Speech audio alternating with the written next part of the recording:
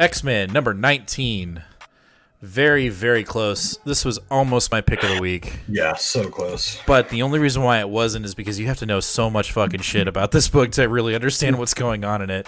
And I don't even know what's going on in it, and I know a lot about what's going on in Hickman's run. But that being said, holy shit, there's just a bunch of implications going on in this book. Like, there's a lot going on.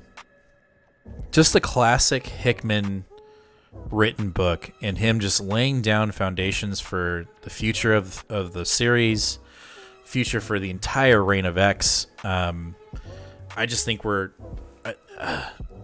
so many loose ends that are tied, yet then there are so many that are released in this book. The ramifications of what happened in this book, I think, are going to be echoed throughout probably until the very end of Hickman's run, I think. I mean, even if you just look at the game plan that he set up in House and Powers, like, it's very evident that this is part of it. And essentially what we have here is the trio that went into the vault in issue 5 and in issue 18. We just kind of see a brief history of what they went through before they came out of the vault, right? Yeah. And damn, dude, like, you know, they went in as a team, came out kind of as a team. But what we get is the vault itself is evolving as much as Krakoa is, and it becomes aware that they're not evolving quick enough to keep up with the X-Men.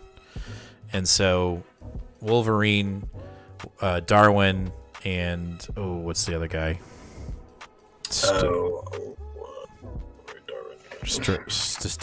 Nope, you messed me up. Don't do that. Don't do it. It starts with Sync. an S. Sync. They basically live a hell of a long time in the vault. I think it's like 150 years. Something or maybe like that. Even more than that. Long time. Yeah. And Hickman seamlessly writes a story between data pages where the data pages kind of fill in the blanks between the years, which I think is really cool. And that's one thing I will say. If you're reading any of the X-Men titles, don't skip the data pages. I know sometimes some people are like, I just don't want to. No, read them. Very important information, pertinent information in those. There's pages. nothing that makes me more angry than when someone like says, "Well, I hate the Hickman run because of the data pages. So I don't want to read all that text." It's like, it's not that, I don't know.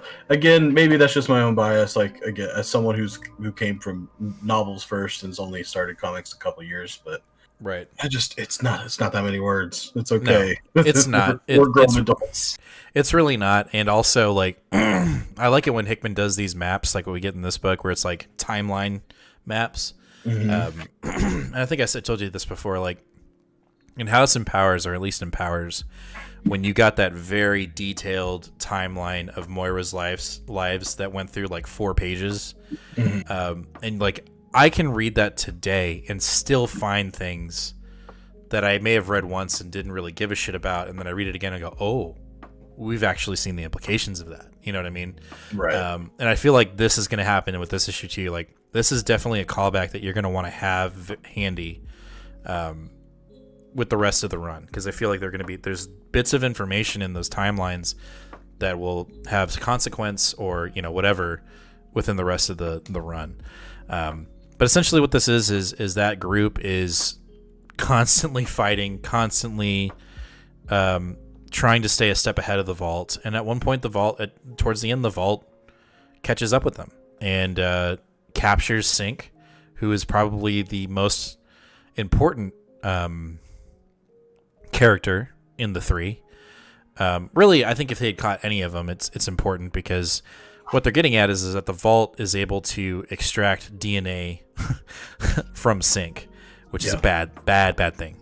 And I think if any 3 of them had been captured, it would have been game over. And, you know, they fight for 150 plus years, and they leave the vault without Sync.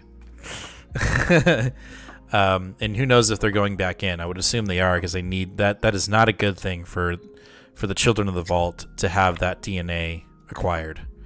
No. And the other thing they can't resurrect him either because they Mm. don't have confirmation that he's dead. Right, which, well, we've seen how that works out because that's actually being a problem right now in X-Force.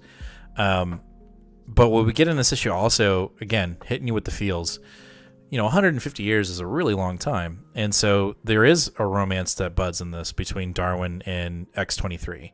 And what I like about it is they spend so much time with each other. And at one point, when they're escaping, X-23 sacrifices herself so Darwin can get out of the vault. And so she dies, right? She dies in the vault. And then Darwin actually dies getting out. But he remembers, everything that he's remembered is in his mind.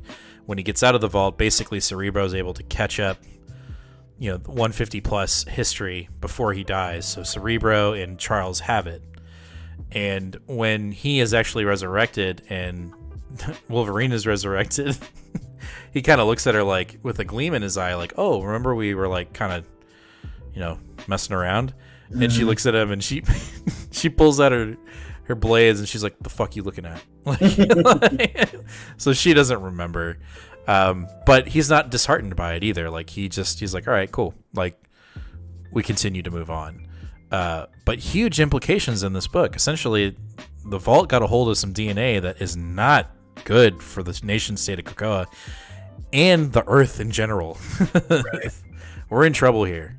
It really does set the Children of the Vault up as like a pretty big villain, like a pretty we could have some consequential problems here for sure. That some of I don't know, like what's going on in Hellions right now. Not that it's bad, but just it doesn't really feel like Arcade is going to be of much consequence. We've been doing these damn Arcade things for stories for 45 years, but it really actually feels like the Children of the Vault could be trouble.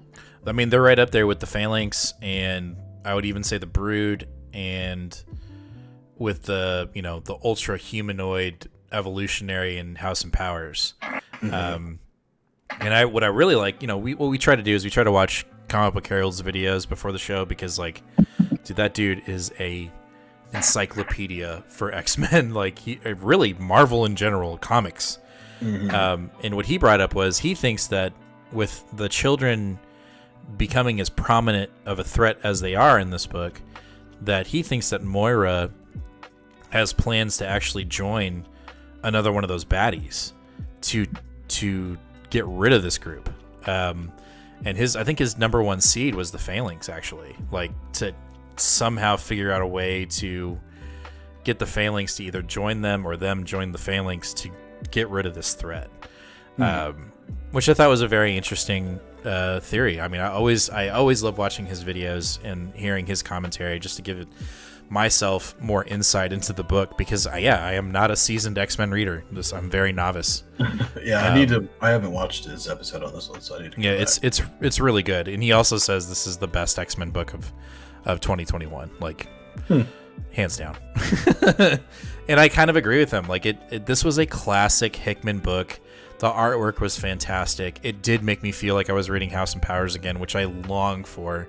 That was such a good event, and nothing, not trying to shit on the rest of the books, but those were really fun. Like that's what basically launched me into this even more when we first started. Like, yeah, I picked up Thor, I picked up another book, I think, and it was good, but that's what really started my journey anyway into comics.